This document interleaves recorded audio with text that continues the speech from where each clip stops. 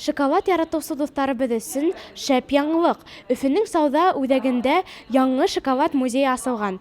Бында уны ҡарарға ғына түгел, хатта тәмләп тә була. Әйҙәгеҙ. Был татлы күргәҙмә Европа һәм Азияны урап, донъяның 5 иленең 70 ҡалаһында күрһәтелгән һәм ниһайәт беҙгә Өфөгә лә килеп еткән. Музей авторҙары шоколадтан эшләнгән бик үҙенсәлекле экспонаттарҙы тәҡдим итә. Бында ҙур ҡош һындарын, статуяларҙы, илебеҙҙең иҫтәлекле урындарын, төрлө йәшелсә емештәрҙе, биҙәүестәрҙе күрергә мөмкин. Бына тап ошо бәләкәй генә глазурҙарҙан ҙур экспонаттар эшләйҙәр.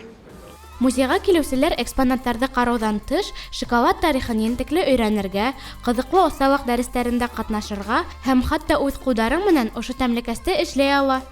Был күргәҙмәлә хатта ҡыҙыҡлы хәлдәр ҙә була. 2018 йылда был Эйфелева башняның осон урлағандар. Күҙ алдына килтерә алаһығыҙмы? Әйткәндәй, ошондай шоколадтан эшләнгән экспонаттар 5 йылға тиклем һаҡлана ала.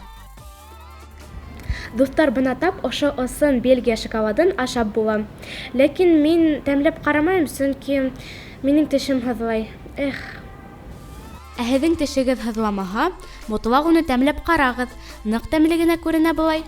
Бик ҡыҙыҡлы һәм тәмле күргәҙмә килеп сыҡҡан. Тик, дуҫтар, бында килһәгеҙ, тамағығыҙҙы туйҙырып килегеҙ. Шоколад ҡалмаҫҡа мөмкин. Һәм әйткәндәй, был күргәҙмә оҙаҡ тормаясаҡ, 8 мартта ябыласаҡ. Фатима Санбулатова, Руслан Бикбаев, Тау-Тау хәбәр өсөн.